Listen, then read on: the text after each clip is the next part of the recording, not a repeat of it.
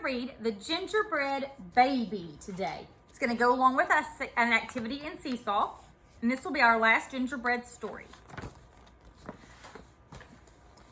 It was cold outside. It was warm inside. A fine day for gingerbread, Maddie thought. Maddie's mother put the big blue bowl on the table and lit the stove.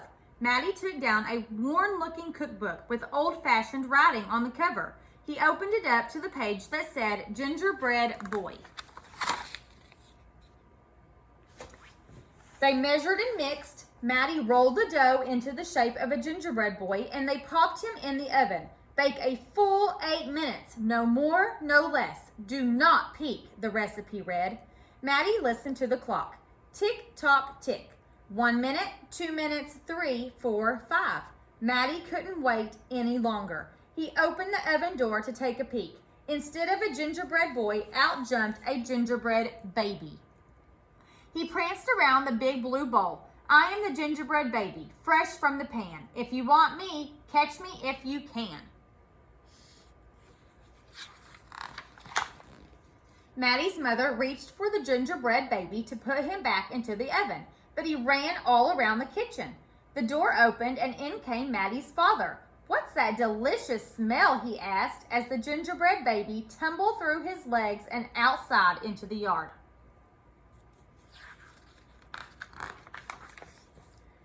He ran by the tabby cat. She twitched her tail and sprang at him. They rumbled and tumbled, but the gingerbread baby came out on top. He ran toward the garden wall. The dog caught a whiff of tasty ginger and sniffed along behind him, but the gingerbread baby was halfway up when the dog caught up.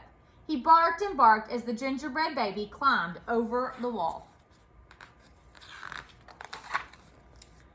Maddie was still inside. He heard his mother and father yelling. He heard a cat meowing and a dog barking.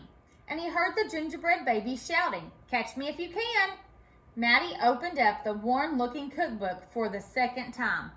Meanwhile, the gingerbread baby wheeled on down the path and into the barn. The goats looked up as he somersaulted across their backs. The last one tried to catch him, but the gingerbread baby was too fast. Martha and Madeline were standing by the well when the gingerbread baby stopped to take a drink. They looked at each other and winked. Martha started to talk to him, while Madeline tiptoed up behind him with a bucket, but they couldn't fool that gingerbread baby. He took a braid from Martha and a braid from Madeline and tied them into a knot and ran down the road. Back in the house, Maddie stirred, mixed, and rolled the dough. He shaped it, put it in a pan, and into the oven. Tick, tock, tick. 8 long minutes. This time, he did not peek. I will catch him if I can, Maddie said to himself. As he was bouncing along, the gingerbread baby saw a farm wagon just ahead. He jumped in and settled down for the ride next to a mama pig. The smell of gingerbread was too much for her.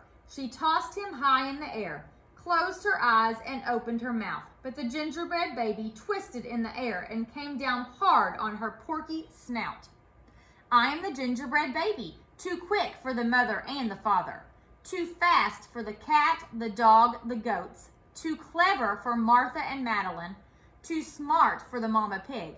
Who's left? Catch me if you can. Feeling smug, the gingerbread baby strolled along by himself until he came to a bridge that crossed over to the village. Just as he got to the middle, he heard running feet behind him and saw a crowd of villagers ahead of him. The gingerbread baby was trapped. He jumped up onto the railing, backflipped through the air, and landed on a chunk of ice floating down the river. The ice bobbed along with the gingerbread baby dancing on top and singing in a loud voice. Look at me, and what do you see? The best gingerbread baby ever.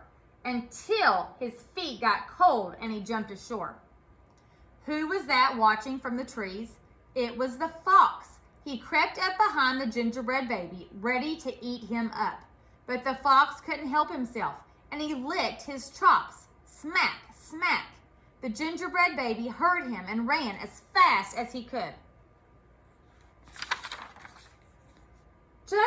fox was catching up, the gingerbread baby saw the milk and cheese man with his can of milk. The perfect hiding place, he thought. He lifted the lid and lowered himself inside. He was so pleased that he sang at the top of his gingerbread voice. Ha ha hee hee, you'll never find me. I'm the gingerbread baby. Catch me if you can. The milk and cheese man heard the gingerbread baby's voice. Who is meddling with my milk? He shouted and lifted the lid. But the gingerbread baby was ready. He jumped up and tweaked his nose. Now the milk and cheese man, the fox, the villagers, the mama pig, Martha and Madeline, the bleating goats, the barking dog, the meowing cat, the father and the mother were all after the gingerbread baby and getting closer. And he knew it. The brash baby was not as peppy and proud as he had been. He sniffed a familiar smell and followed his nose into the woods. He couldn't believe what he saw. There in the middle of a clearing was a gingerbread house, frosted with sugar, covered with candy, and doors with peppermint handles wide open. The gingerbread baby clapped his hands with glee and ran inside.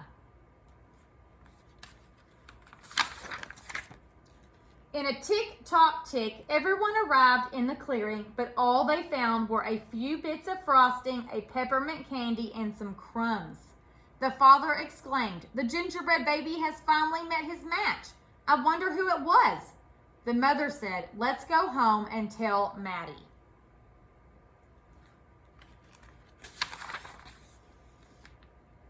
"Hello, Maddie," his father said when they got home. "We never did catch that gingerbread baby. All we found were some crumbs in the snow." "I see you've been busy," his mother said, looking at the gingerbread house Maddie was holding.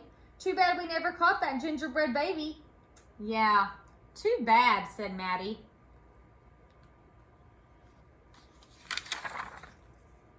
Only Maddie could hear the tiny voice from inside the gingerbread house.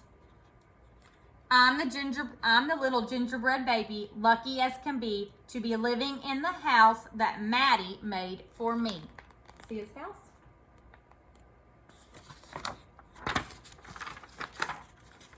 The end. All right, I hope you all enjoyed the story, and we will talk to you later.